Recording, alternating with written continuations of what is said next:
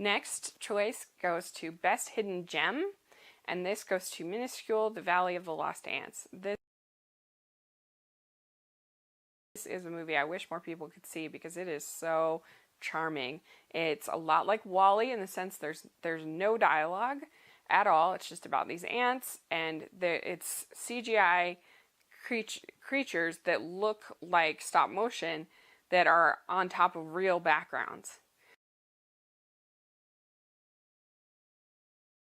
So it's these ants in the south of France trying to bring this sugar box to their house, to their anthill, and then there's this like epic battle, and they go through this river, and it's just really entertaining and cute, and the animation is good, and I really liked it. I think if you can find it, definitely go check it out. Next, I have the Best Steampunk movie, and that's Jack and the Cuckoo Clock Heart. And this was a good movie. Like, it had lots of problems, but I thought it had a lot of pluses too. It's beautiful to look at. The design is really good. Like I said, it has those steampunk elements that are a lot of fun. I thought the music was pretty good. I didn't think the songs really added a whole lot. I could have been fine with just a score, but they weren't bad songs. But I still didn't, I felt like they were a little distracting to the story. And that's the main problem with the movie, is that the story gets super convoluted. And I kind of lost me after a while. I'm like, what is going on? Who are these people? And I don't know if it was just the bad dubbing, because it was a really bad English dubbing, that maybe it didn't quite work. So, but it's still definitely worth a watch. It's not terrible, and it has good things about it. So I would recommend watching Jack and the Cuckoo Clock Heart. And I think, especially for people who really love steampunk, I think you'll really like it. Next, I have the Best Song Sequence, and this goes to Rio 2. Rio 2 has lots of problems. It's not a strong movie. I think I gave it a C-. They have like 3 villains. There's too many plots.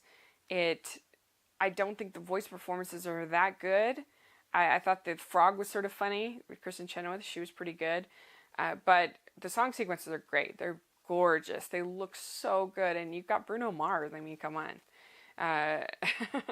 And I think that was at least something that was good in the movie. I did like the songs, and I thought they were really beautifully staged, and it does look gorgeous. The movie just is beautiful, but I think the story got a little out of control, and I think I'm just not that crazy about Jesse Eisenberg and Anne Hathaway and some other stars. I wish they'd just use voice performers, because I just don't think they're that. Then I have, this is the most inspirational movie, what I call a Sunday movie that's good to put on when you want something motivating, something that'll make you think, and that is something that's a feel-good, which I like to watch on Sunday. And this is called Henry and Me. And it is short. It's only 67 minutes, I believe, 68 minutes. And it's the kind of thing a Red Sox fan probably won't like this movie, because it's about a boy who has cancer, who is given a chance to meet, he's a huge Yankees fan, and this sort of guardian angel comes and named Henry and takes him to meet all the former great Yankees players. So there's Babe Ruth and Mickey Mantle, and basically trying to like convince him to keep fighting the disease. And I thought it was really sweet and simple, and the animation, the hand-drawn animation is beautiful. It was touching.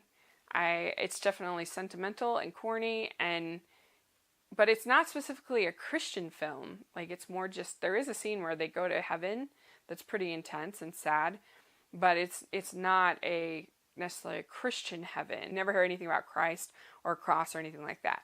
So it's pretty non-denominational, but I thought it was sweet and motivating and moving. And it is corny, it is sentimental. It's not a great movie, but I'm glad I watched it. So I would check it out, especially if you're a Yankees fan. You'll really like it then. So those are all the positive animated films. Now let's get into the junk. And this is the worst movies are a 3-way tie. They're 3 terrible movies. Don't see them. Don't check them out. They're probably all on Netflix, but they're horrible. They're not worth your time. They're terribly animated. They're terrible vocal performances. Just terrible. The first one, and probably the worst of the three, is one I just watched called The Hero of Color City, which was painful to watch. It's so ugly. It's so badly animated. It's such a Toy Story ripoff of these crowns coming to life, and it's just awful. There's tons of toilet humor, and it's just painful to sit through. Trust me on this one. It's not good. Don't watch the Hero of Color City. Its next one is The Nut Job, which The Nut Job was so bad. None of the humor works. The performances are really shrill and annoying. The characters are annoying. The story doesn't really make sense. It doesn't go anywhere. You're not even sure what time period this is supposed to be in. Everybody's really unlikable. It's just a miserable movie. And it looks awful. The animation is terrible. And then the last of the worst is The Legends of Oz, Dorothy's Return. This movie was so bad. The animation was awful.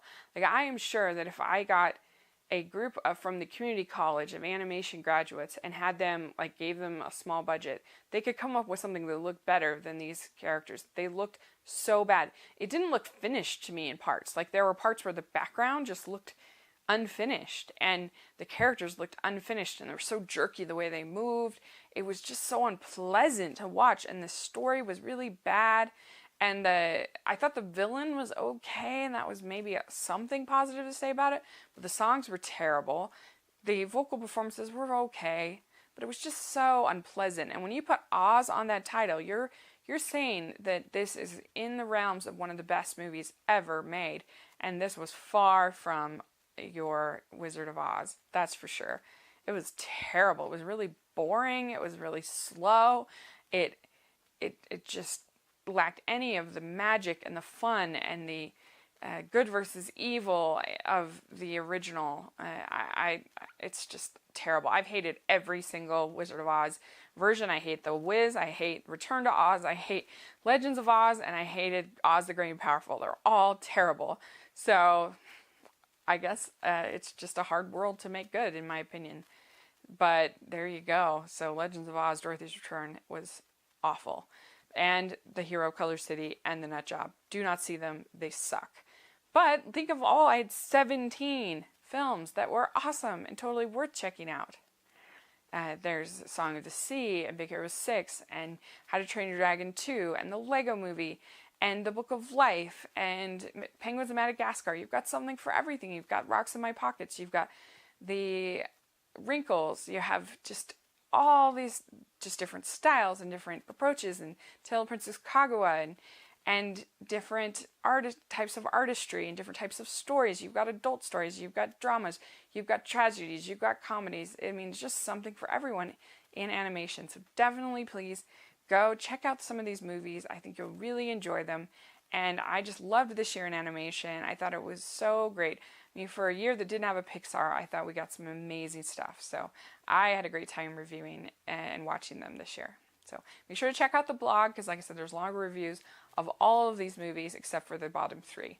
So thanks so much, and please subscribe to my channel, and I'll talk to you later.